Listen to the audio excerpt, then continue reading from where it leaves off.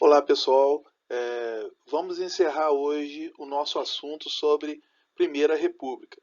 E hoje nós vamos falar sobre situação econômica, tá? Como estava a economia nesse período, né? Desde a proclamação da República até 1930, certo?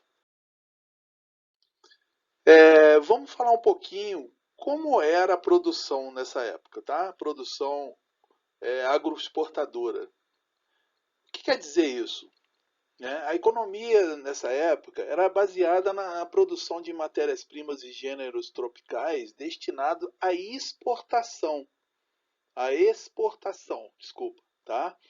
E sujeita às oscilações do mercado internacional.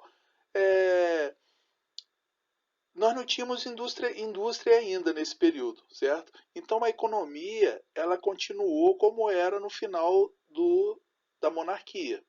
Tá? Nós continuamos produzindo gêneros do campo e exportando. Então a gente dependia dessa exportação. Tá? Alguns produtos dessa época, açúcar, algodão, borracha, cacau, que sobressaíam, né? Eles sofriam com a concorrência de outros países. Né? Então a gente tinha uma boa produção, porém a gente começou a sofrer principalmente com concorrência da Inglaterra. E então as nossas exportações acabaram ficando concentradas em um único produto, que era o café. O café, desde a monarquia, vem carregando o Brasil. Tá? Então, nosso principal produto de exportação era o café. Vamos falar um pouquinho mais do café.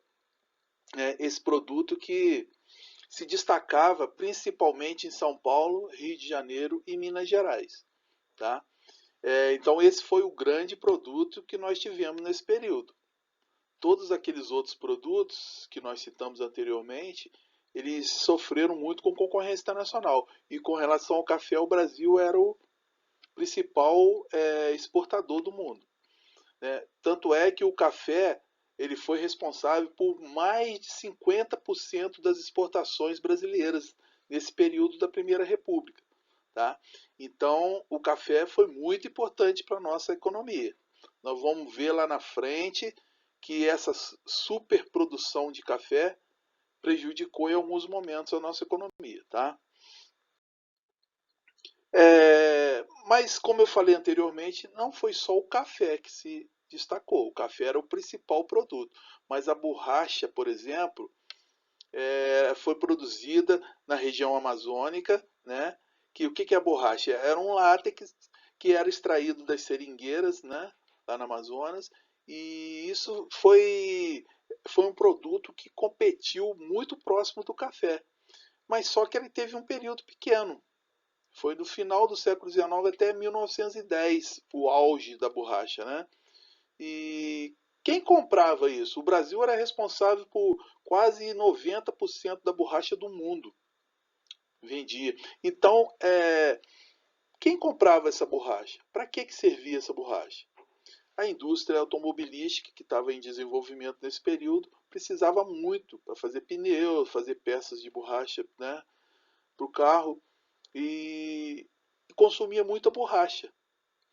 Porém, a partir de 1910, a Inglaterra começou a produzir borracha lá nas suas colônias na Ásia. E isso começou a cair a produção brasileira, porque começou a sofrer uma concorrência muito forte da Inglaterra. Tá? Como a borracha, nós tivemos também o cacau, que poderíamos classificar em terceiro lugar. O cacau que foi produzido na região da Bahia, né? E com a semente do cacau se fazia o chocolate, que nesse período da Primeira República, a produção brasileira cresceu muito, acompanhando o aumento do consumo de chocolate lá na Europa e nos Estados Unidos. Então o pessoal começou a comprar muito cacau. O Brasil produziu, até que começou a sofrer com concorrência da Inglaterra também. Pegou suas colônias lá na África e começou a produzir cacau lá. Acabou diminuindo as exportações do cacau. Né? E como eu falei anteriormente, todas essas oscilações do mercado internacional prejudicaram muito o Brasil, mas o produto que segurou a nossa economia foi o café, né? É, Nesse período, nós tivemos também algumas tentativas de industrialização, né? Principalmente Rio de Janeiro e São Paulo, que eram os centros mais desenvolvidos e mais ricos, né, da União. Essas tentativas de industrialização não era aquela indústria igual da Inglaterra, dos países da Europa. Era uma indústria pequena para o mercado interno. Coisas que nós estávamos precisando aqui, né? E que, principalmente, a indústria têxtil. São produtos que nós importávamos. Nós só produzíamos coisas do campo, né? E aí a gente precisava comprar essas coisas de fora. Com a Primeira Guerra Mundial, entre 1914 e 18, os países que estavam em guerra lá na Europa deixaram de vender esses produtos para a gente. Por quê? Eles estavam se dedicando mais a produtos bélicos, da indústria bélica, né?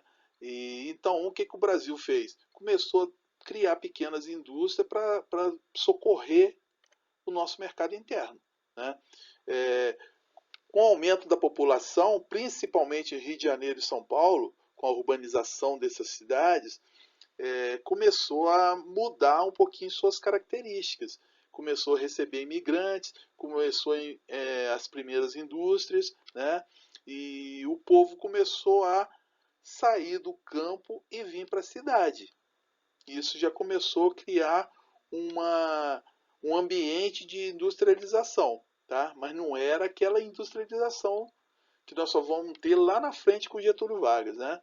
Isso era uma primeira industrialização para atender o mercado interno do Brasil. Essa produção industrial ficou muito ligada à produção de café, porque quem tinha as riquezas nesse período? Nós não falamos que o café era o principal produto do Brasil? Então essa industrialização foi voltada para atender essa produção de café. Tá? O que, que é isso? É fazer roupa para o pessoal que trabalha com café, fabricar sacos para poder ensacar esse café. Então toda a primeira industrialização foi voltada para a produção cafeeira. Tá? Nesse período de Primeira República, nós tivemos também alguns problemas financeiros, alguns problemas na economia, que mexeu com a economia do Brasil. O exiliamento foi um episódio muito importante que aconteceu logo no início da República, né? No primeiro governo militar lá de Deodoro da Fonseca. Foi uma reforma financeira que o ministro da Fazenda, Rui Barbosa, tentou implantar no Brasil, que era a produção de muita moeda, muita cédula de dinheiro, né? Fabricar dinheiro sem ter um lastro de ouro suficiente para garantir esse dinheiro. Né? Com isso, gerou muita inflação, um processo inflacionário muito grande. As empresas começaram a pegar dinheiro emprestado, né? As pessoas pegavam dinheiro emprestado para poder criarem empresa e fazer a economia circular. Mas com isso, as pessoas pegavam dinheiro e criavam empresas fantasmas que não existiam. Né? E essa especulação financeira mexeu muito com a vida das pessoas, com a vida do país. O país praticamente quebrou, né? Praticamente quebrou.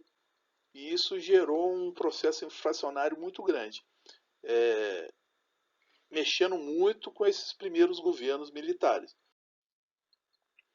Quando passa esses dois governos militares, que o país estava à beira da falência, entra o primeiro presidente civil, que foi Campos Salles, em 1898. O que, que esse presidente fez? Ele pegou todas as dívidas que o Brasil tinha, que eram muitas, e fez um grande empréstimo bancário com os banqueiros ingleses, né? Pegou um grande empréstimo e pagou todas as dívidas que o Brasil tinha. Né? E aí ficou devendo um grande empréstimo para os banqueiros ingleses, que teria que começar a pagar, teria que 13 anos para pagar essa dívida. Porém, o Brasil teve muita dificuldade para pagar esse empréstimo, né? E, na verdade, o Brasil começou a pagar em 1910 e foi terminar de pagar só lá na ditadura militar. Então, o Brasil ficou refém da Inglaterra durante muito tempo, né? Esse governo do Campos Salles, o que fez, na verdade, ele empurrou com a barriga para os outros presidentes que viriam depois, né?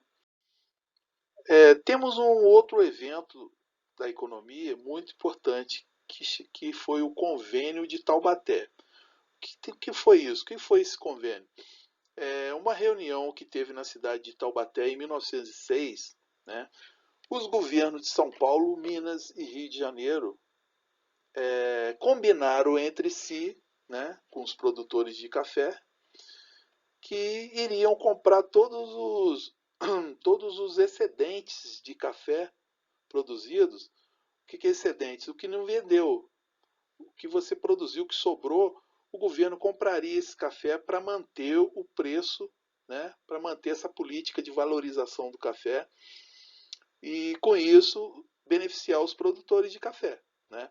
Mais tarde, esses governadores levaram até essa política para o governo federal, e o governo federal também começou a comprar os excedentes, né, para que o preço do mercado internacional não caísse, o preço do café no mercado internacional.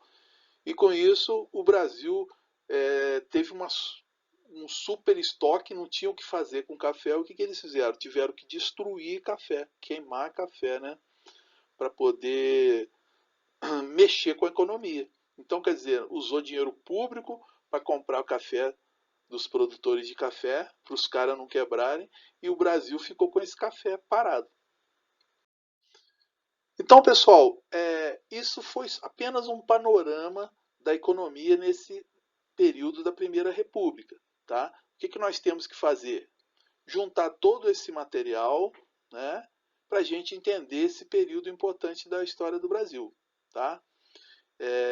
Até a nossa próxima aula. Grande abraço, aproveitem, usem esses contatos que eu deixo aqui para vocês tirarem dúvida. Tá? Grande abraço.